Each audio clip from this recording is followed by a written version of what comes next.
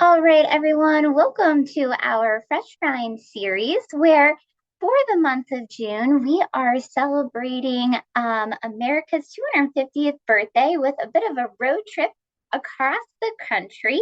I'm Shayna, one of the dietitians, and I'm glad to be doing this one with you guys today, all about coastal creation. So, so far, in our Flavors of America, we have covered different regions. I'm doing the East Coast and the West Coast today, a little bit of a combination of both. And you'll see my featured recipes are a coast to coast burger bar. So you will get a link to a recipe that's some inspiration, but we're going to talk about lots of fun things that you could do with this burger bar, as well as some raspberry hand pies.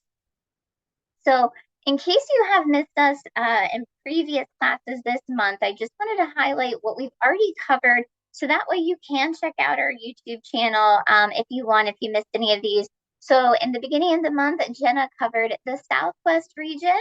And then I chatted a bit about the Midwest in the middle of June. Charlotte, the other week, talked all about the South with her shrimp and grits recipe. And as I mentioned today, I'm doing the East Coast and the West Coast together for this burger bar. So let's chat a little bit about what states we're talking about. I feel like most of you who I'm chatting with right now in our store or viewing area know all about the East Coast. But it does, of course, go the whole way from New England down to Florida there. You'll see that Pennsylvania is highlighted, even though it is not touching the coast. It is often thought as an eastern seaboard state. So we have that included in there too. But this is what we're looking at for our East Coast states. So some iconic dishes for the East Coast, of course, in New England, things like lobster rolls, depending on if you're in Maine or Connecticut, of course, it's going to dictate how you have that cold or warm. Crab cakes, clam chowder, stone crab, and key lime pie, two big icons in the Florida region. So lots of things in the way of cuisine to explore. This summer, actually later in July, my family and I are going to be traveling to the New England states. So I'm super excited to be a little bit more exposed to that good food that they have up there. So lots of fun things with that area. And then switching gears over to the West Coast, okay? As you can see, the West Coast actually includes not only California, Oregon, and Washington, but also Alaska and Hawaii. They're all considered to be the Western Coast states. But today we're more so specifically focusing on those iconic dishes that you would find in California, Washington, and Oregon. So some big ones in California, of course, things like fish tacos, and anything avocado. So whether it's avocado toast or putting avocados on burgers is a big one.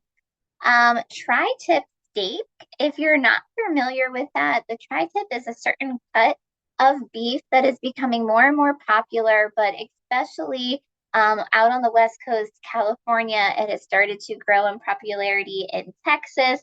So it's making its way over here to the East Coast. So if you're not familiar with tri-tip, hopefully it is in the near future on tables out this way.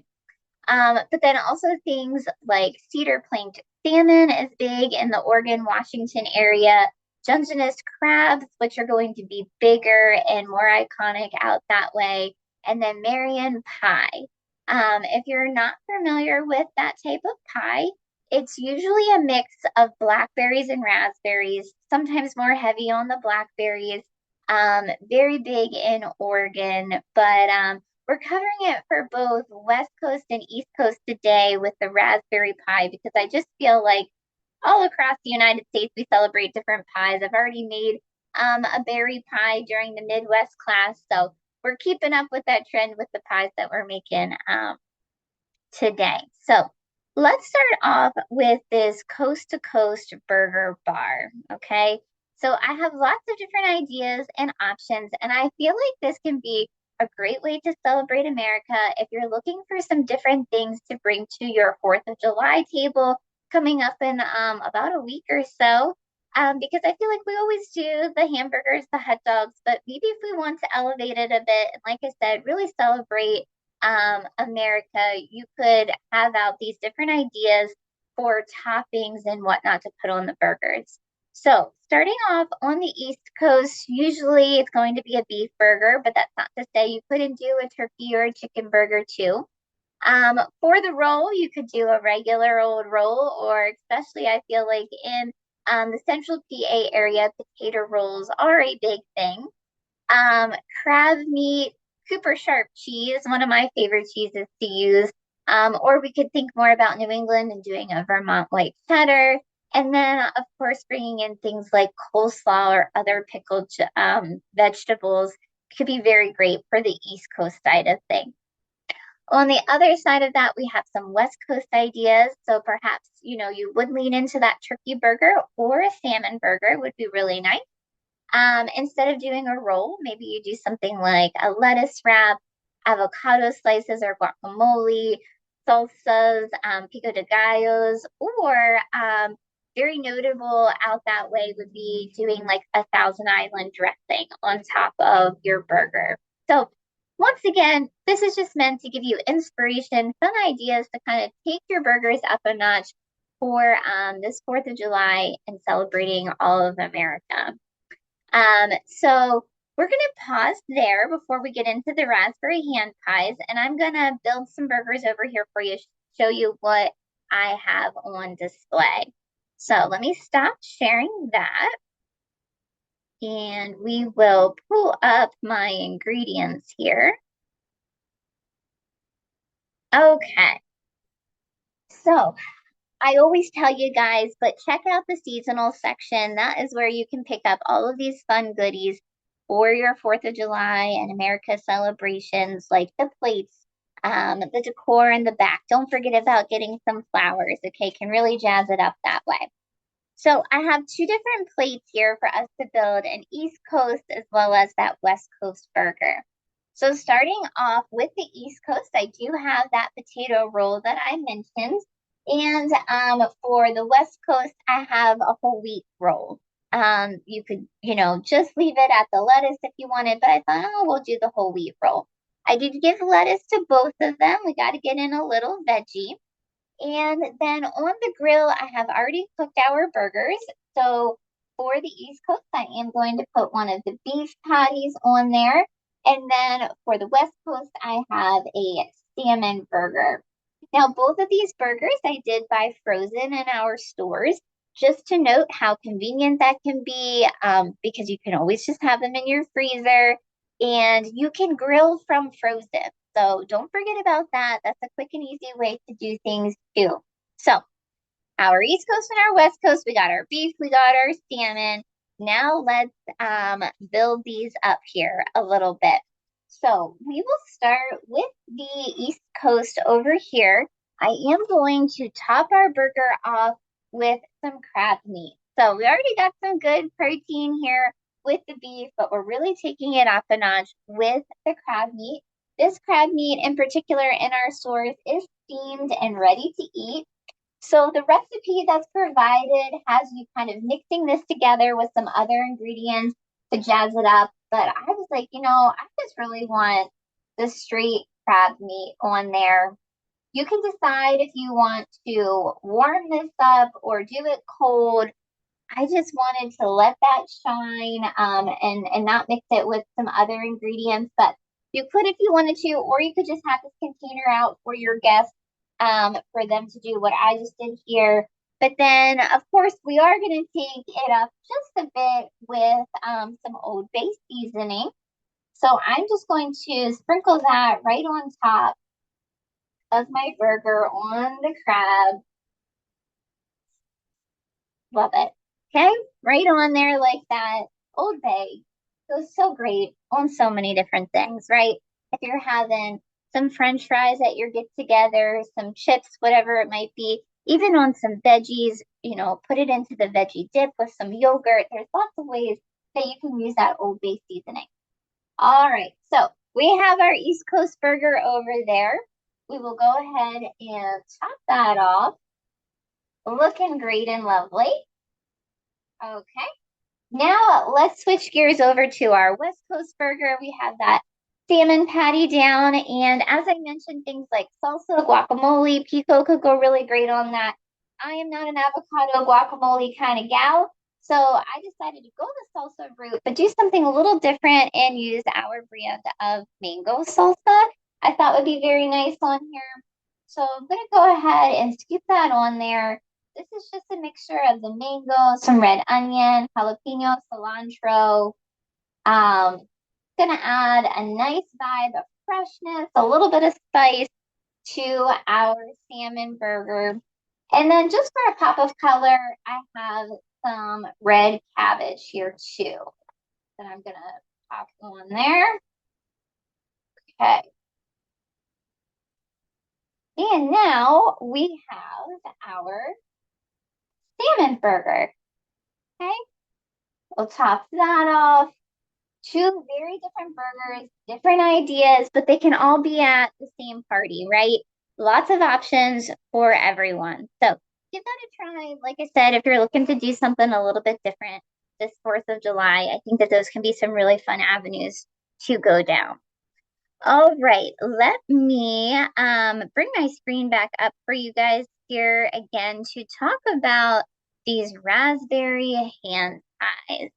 Now, I have seen this recipe on our Savory site for a while, have always thought that it looked so cool. I was like, I need to make them. And then finally I was like, this is the day I'm gonna make them.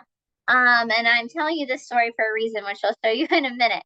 But here are the ingredients, very simple, some frozen puff pastry sheets, raspberry preserves or jams, fresh raspberries, and then right before baking them, you have the egg to do an egg wash and a little bit of sanding sugar if you want to.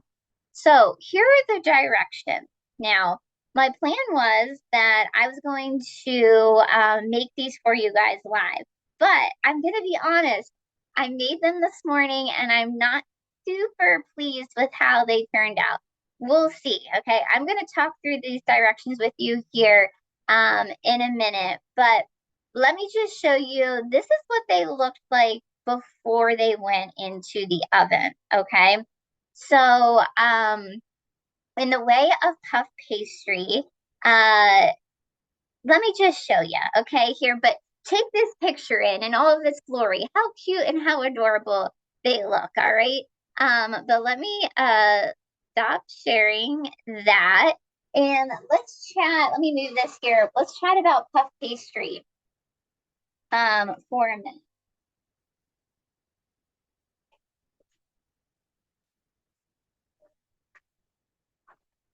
All right, hold on. I'm bringing it over. Okay. So puff pastry comes frozen in a box like this. This is our Taste of Inspirations brand. And within the box, you're going to get 2 sheets. Okay. So what the recipe says to do is to thaw these, which that takes a little bit of time. Okay. You do have to give yourself enough time to thaw them. They come together like this. And then as they thaw, you can pull them apart into this sheet here. Okay. You roll both of those out and then you put it into 8 rectangles. From there, you're going to put those rectangles on your sheet pan and fill them with both raspberries as well as that raspberry jam. Okay, so each rectangle gets about a tablespoon of the raspberry jam and then about 2 to 3 of the raspberries. Then, like that picture shows, let me pull up the picture here again for you guys. Like the picture shows, you then, after you fill them, put the other rectangle on top from the other sheet of puff pastry. You take a fork and you pinch the sides together. Then you need to freeze them for about 2 hours. Okay, why do we do that? We do that to really seal in that jam and the raspberries so they don't go all over the place. So after you freeze them for 2 hours, you take them out. I brush them with the egg and then that sanding sugar. The sanding sugar that I used was this McCormick mixed berry. It's something they have out seasonal right now for the America celebration. It actually tastes like berry. I just did a little sprinkle on all of it. But let me show you guys what I got here, okay? So let me stop sharing that. Let me move this.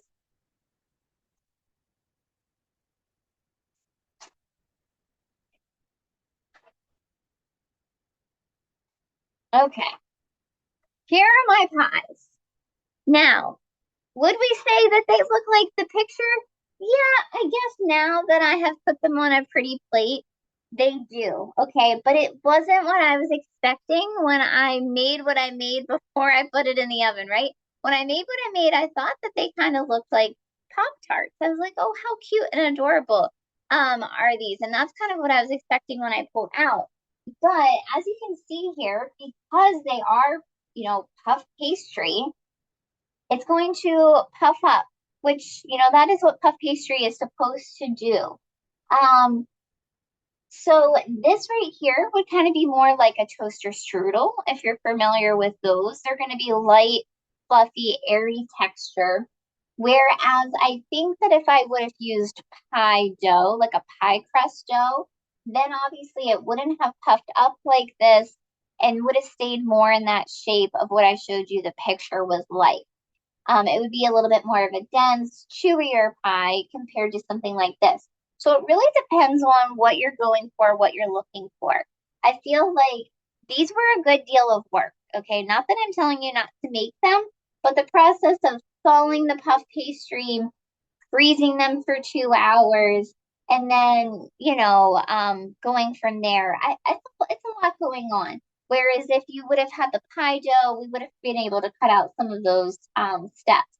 But they're still fun. I feel like these could be a little bit messy to transport somewhere. But if you're just having your picnic at home, have a nice tray to jazz them up, then, I think that there is a place for them there.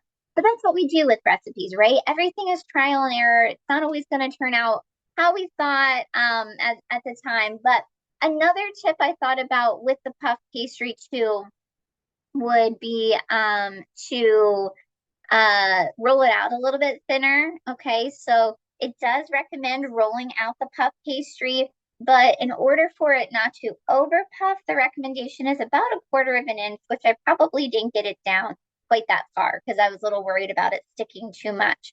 So once again, trial and error. It's all inspiration. If this is the type of pie vibe you're going for, definitely make them. Give them a go. If you want something a little bit more dense and to look more like the first picture that I showed you, I think maybe that the pie crust would have been the right direction to go. But needless to say, I think we still got a lot of fun ideas today with the different burger bars and things to top them off with. Don't feel like you need to wait and use those just for 4th of July. Those will, of course, be used all year long for a quick and easy lunch, dinner, what have you. So, fun ideas all around for those. Okay, let me go ahead and reshare my screen here. There, once again, my pretty Pop-Tarts. I just need to get over that, right? Okay, moving on. So what else do we have coming up this week here? On Wednesday, tomorrow, Joni will be on to beat the heat with Summer Smart Hydration. And I think it is finally supposed to warm up a little bit tomorrow. I know I don't want to say it's cold and rainy, but it's not the most pleasant weather around here right now. It doesn't feel like summer and 4th of July yet, but Joni will be talking about summer hydration and really how important it is to hydrate all year long. And then Joni and I will be back together on Thursday to really talk about 4th of July even more, give you some more picnic inspiration, and have a good time with all of those products and ideas. So I hope you come back and join us both the rest of the week for those items. And that's it. It's a short and sweet class today. So we want to thank you so much for being along with us and hanging out with us today. At this time, I'm going to go ahead and stop the recording and see what questions we might have.